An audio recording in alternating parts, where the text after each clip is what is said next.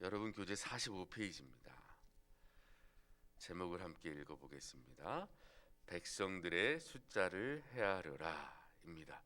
민수기라는 이 책의 제목처럼 1장부터 해서 이스라엘 백성의 민족들의 숫자를 세라는 하나님의 명령이 주어집니다.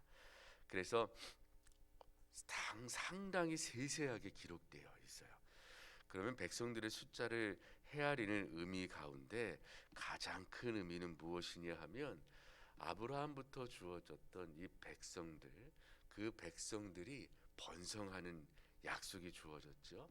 그 약속의 성취를 이들의 입장에서도 발견하고 확인하고, 그리고 이렇게 계수하여 무슨 일이 일어나냐 하면 2장에 보시면 성막을 중심으로 각 지파가 사방으로 배치가 돼요.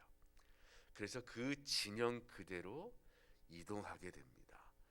그래서 그들의 계수한 것만큼 이들에게 이동하기 위한 조직이 잘 이루어지는 것을 우리가 볼 수 있습니다. 그래서 성막의 중심에 임재한 하나님과 함께 그들이 약속의 땅으로 이동하는 여정이 이제 민수기에서 우리가 볼 수 있는 것입니다. 그래서 여기서 중요한 건 뭐냐 하면 하나님과 동행하는 그들에게 하나님께서 성막을 이렇게 섬기라고 주신 규칙들이 잘 이루어져서 오늘 본문에도 나오지만 하나님의 임재가 그들에게 아주 유익하고 좋은 것이지만 또한 명령대로 순종하지 않을 때에 죽임을 당할 수 있다는 이 아주 이런 말로 표현하신 분이 있는데 위험한 거룩성 이거예요. 뭔가 함께 하시는 것 같은데 위험이 존재하는 이 하나님과의 동행하는 이 사람들의 모습이 어떠한가도 우리가 살펴볼 수 있는 책입니다. 그러면 배경을 한번 같이 읽겠습니다.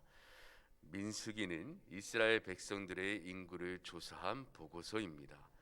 가나안 복지를 향해 출발하기 전과 40년이 지난 후 요단강 건너기 전 가나안 땅에 들어가기 전에 조사한 결과 불순종한 사람들은 모두 다 죽었습니다. 후대 사람들이 깨달으라고 주신 것입니다. 그래서 오늘 배경을 읽어보시면 1장부터 4장까지의 본문이 아니라 민수기 전체를 요약한 배경입니다. 결국 광야에서라는 히브리어 본문으로 시작하는데 시내산부터 그 가나안 땅 바로 모압 평지까지 이스라엘 백성들이 무엇을 했는가라는 것을 우리가 보게 됩니다. 벌써 결론이 나와 있죠. 불순종한 사람들이 다 죽습니다. 얼마 되지 않는 여정이 40년이나 걸립니다. 그럼 뭔가 좋지 않은 일이 일어났겠죠. 그래서 우리가 이것을 읽고 깨닫는 바가 있으니 잘 보십시오라고 우리에게 요청하고 있습니다. 1번 읽겠습니다. 첫 번째 인구조사는 시내산에서 출애굽 후 2년 2월 1일에 만 20세 이상으로 남자를 조사한 결과 60만 3,550명이었습니다.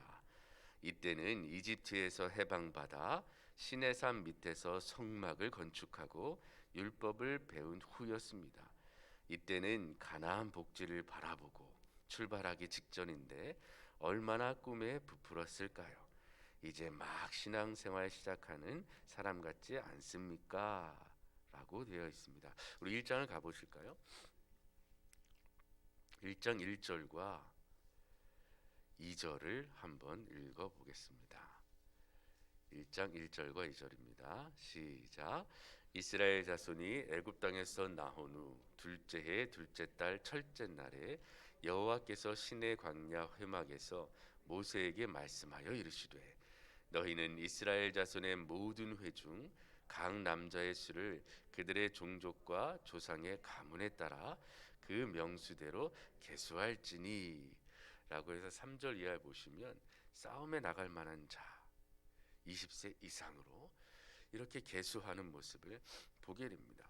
그래서 이제 하나님께서 약속의 땅으로 이 백성을 이끌어 가실 때 무질서하게 가는 것이 아니라 아주 일정한 질서와 그들에게 책임을 부여하시고 하나님과 함께 이동하려는 하나님의 의도를 찾아볼 수 있습니다. 성소를 중심으로 이동할 때에 오늘 여기 보면 가나안 땅을 바라보고 출발하기 직전인데 얼마나 꿈에 부풀었을까요? 이제 막 신앙생활을 시작하는 사람 같지 않습니까? 라고 되어 있어요. 우리가 여태까지 모세오경을 보고 있는데 이들이 여러 가지 잘못도 저질렀지만 그들이 약속의 땅으로 하여 진영을 갖추고 이동하잖아요. 그 무엇을 보며 가고 있습니까? 하나님의 인도하심을 바라보며 가는 겁니다. 낮이나 밤이나 하나님이 그들의 길을 인도하시는 것을 보고 가는 거예요. 그래서 민수기 초반에 보면 그들이 그 말씀대로 순종하는 모습을 보게 됩니다. 그래 이제 하나님과 함께 하나님의 인도하심을 따라 하나님이 약속하신 그 땅으로 나아가자라는 이 열정의 모습들이 곳곳에 보입니다. 왜냐하면 그 말씀대로 순종하였다라는 말씀들이 등장하기 때문입니다. 여러분의 신앙생활을 한번 돌아보시기 바랍니다. 하나님께서 나를 구원하셨다는 그 고백의 순간과 함께 내가 주님을 위해 살리라, 나를 위해 목숨을 버려주신 그분을 위해 내가 열심히 살리라 라는 고백들이 여러분에게 있었을 것입니다. 그 고백과 함께 이제 하늘나라에 가기 전까지 지금의 나는 그 고백대로 잘 하고 있는가 라는 모습을 돌아보시면서 여러분의 개인의 신앙의 모습을 적었으면 좋겠습니다. 2번 읽겠습니다. 그런데 하나님은 이스라엘 모든 지파의 첫 아들을 조사하게 하니 22,273명이었습니다. 이들은 출애굽 시 애굽인 장자가 죽은 것을 생각하고 이들이 하나님의 것이지만 레위 지파를 대신 하나님께 드리게 하여 남은 273명에 대한 속전을 레위 지파에게 주게 하였습니다. 즉 첫 열매든 첫 아들이든 첫 것은 하나님의 것임을 알고 계십니까? 라고 물어보고 있습니다. 3장 40절 가보겠습니다.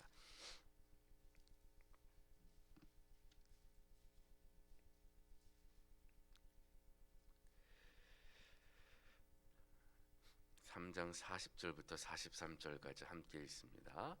여호와께서 또 모세에게 이르시되 이스라엘 자손의 처음 태어난 남자를 1개월 이상으로 다 계수하여 그 명수를 기록하라. 나는 여호와라. 이스라엘 자손 중 모든 처음 태어난 자 대신에 레위인을 내게 돌리고 또 이스라엘 자손의 가축 중 모든 처음 태어난 것 대신에 레위인의 가축을 내게 돌리라. 모세가 여호와께서 자기에게 명령하신 대로 이스라엘 자손 중 모든 처음 태어난 자를 계수하니 1개월 이상으로 계수된 처음 태어난 남자의 총계는 22,273명이었더라 라고 되어 있어요. 근데 46절 보시면 이스라엘 자손의 처음 태어난 자가 레위인보다 273명이 더 많은 거예요. 레위인이 모자랐죠. 47절 보시면 한 사람의 5세겔씩 성소의 세겔대로 그들의 속전을 아론과 그의 아들들에게 주었습니다. 그 내용이 오늘 2번을 얘기합니다. 그러나 오늘 이 사건은 무엇을 떠올리게 하냐면 처음 난 것을 하나님께 드리는 것을 기억하고 그들의 행하는 것은 하나님께서 출애굽 당시에 그들을 살려내신 그것으로 그들에게 생명을 허락하신 사건을 기억하게 합니다. 결국은 처음 난 것을 주님께 드림으로 무엇을 기억하게 하냐 하면 나의 모든 것, 나의 생명, 이 모든 것이 다 하나님께 주신 것임을, 하나님께서 나에게 허락하신 것임을 기억하게 하는 거예요. 그래서 처음 난 것만 드리고 끝나는 것이 아니라 처음 것을 하나님께 드린다는 것은 나의 모든 것이 하나님의 것입니다라고 고백하는 행위인 것입니다. 그래서 처음 난 것만 드리고 끝난다 이게 아닙니다. 그것은 무엇을 상기시키는 거냐 하면 나는 하나님의 백성이요 하나님께서 나를 살리셨습니다. 나의 모든 것 주님 것입니다 라고 고백하는 것입니다. 그래서 여러분도 첫 열매와 처음 것을 주님께 드리시는 분들이 있죠. 다 그 고백의 행위인 것입니다. 그러니 우리 무언가를 드릴 때는 항상 다 주님이 주신 것입니다. 감사함으로 드립니다 라는 고백이 함께 있기를 원합니다. 3번 읽겠습니다. 두 번째 인구조사는 40년이 맞춰지고 했는데 그 60만 3,550명이 다 죽고 여호수아와 갈렙만 남았습니다. 이는 불순종의 결과가 얼마나 무서운가를 보여줍니다. 나는 과연 하나님의 말씀에 불순종하는 것이 얼마나 두려운 것인가를 느끼고 있습니까? 라고 되어 있는데요. 이 불순종의 결과와 죽음의 모습은 4장의 레위인의 직무를 설명하는 본문에 잘 나타나 있어요. 이 성막을 중심으로 레위인이 사방으로 둘러칩니다. 그리고 그들은 성전의 기구들, 부속품들을 위하여 봉사합니다. 그런데 그 레위인이 지키고 있는 영역으로 합당하지 않은 자가 들어오려고 하면 어떻게 하냐 하면 레위인이 칼로 쳐서 죽입니다. 그 책임까지도 가지고 있는 사람들이 레위인이에요. 그리고 레위인들이 성전의 기물들을 섬길 때는 직접 접촉할 수 없었습니다. 이동할 때 다 쌉니다. 다 싸서 어떻게 하나요?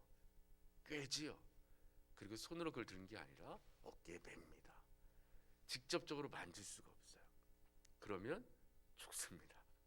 그래서 처음에 말씀드렸죠. 불순종의 결과는 죽음입니다. 이것을 성막이 잘 보여주고 있어요. 하나님이 영광이 임재했어요. 근데 아무나 다가갈 수가 없어요. 제물을 드리고 정결하게 하고 대제사장도 1년에 한 번 그 지성소에 들어갈 수 있었어요. 하나님이 함께 하시지만 하나님과 동행하기 위한 규칙들이 그들에게 주어졌어요. 그것이 바로 거룩입니다. 순종이라고 하는 것은 하나님 앞에 거룩이 무엇인가를 내가 지켜가는 거예요. 구별된 삶을 살아가는 거예요. 그것이 무엇인지를 매일매일 배워가는 거예요. 그것이 바로 순종입니다. 이번에서 묵상했듯이 나의 모든 것은 하나님의 것임을 인정하고 그러면 하나님과 함께하는 삶을 내가 살겠습니다. 주여 가르치소서, 깨닫게 하소서.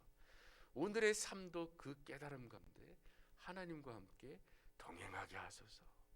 이런 삶의 자세가 바로 우리가 행해야 하는 순종입니다. 그래서 불순종의 결과는 아주 두려운 것이죠. 그래서 예수님께서 다시 임하실 때에 이 하나님 오른편과 왼편으로 가르신다는 것을 잘 기억하셨으면 좋겠습니다. 한 구절 보시죠. 오늘 말씀을 읽으면서 마음에 와닿는 한 구절을, 그래서 저는 3장 10절을 적었습니다. 3장 10절에 보면 이렇게 되어 있어요. 너는 아론과 그의 아들들을 세워 제사장 직무를 행하게 하라. 외인이 가까이 하면 죽임을 당할 것이니라. 이렇게 하나님께서 그렇게 거룩을 요구하시고 정결을 요구하시는데 지금 우리는 하나님이 함께 하시는 자들이죠. 그죠? 하나님이 우리 안에 들어오셨어요. 여러분 하나님 앞에 당당하십니까? 아, 참 그럴 수 없는 난데 하나님이 들어오셨어요. 그리고 기꺼이 사십니다. 그러니 얼마나 감사한 일입니까? 그죠?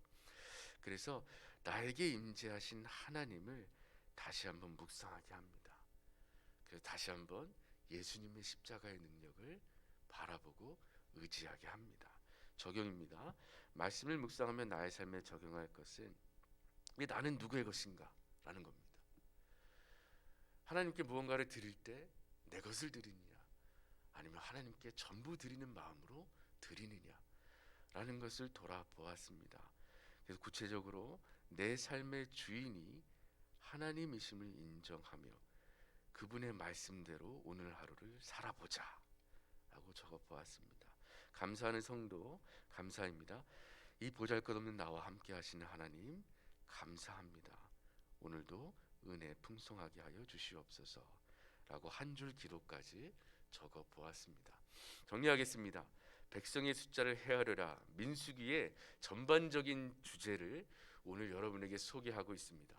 나와 함께 하시는 하나님, 나를 구원해내신 하나님, 그리하여 끝까지 나를 이끌어 가시는 하나님, 그러므로 나도 주님과 함께 주님의 말씀대로 살겠습니다 라는 고백이 여러분의 삶 속에 가득하시기를 주님의 이름으로 축원합니다.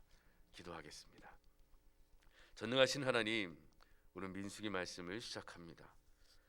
그들과 함께 하셔서 약속의 땅으로 인도하여 내시는 하나님의 구원의 손길을 바라봅니다. 우리도 우리를 구원하신 주님을 의지하며 오늘 삶을 살아가길 원합니다. 나의 생명이 주님의 것임을 인정하며 하나님의 말씀대로 하나님과 함께 동행하는 삶이 되게 하여 주시옵소서. 오늘 감사함금과 11절을 드리며 나아가는 청년이 있습니다.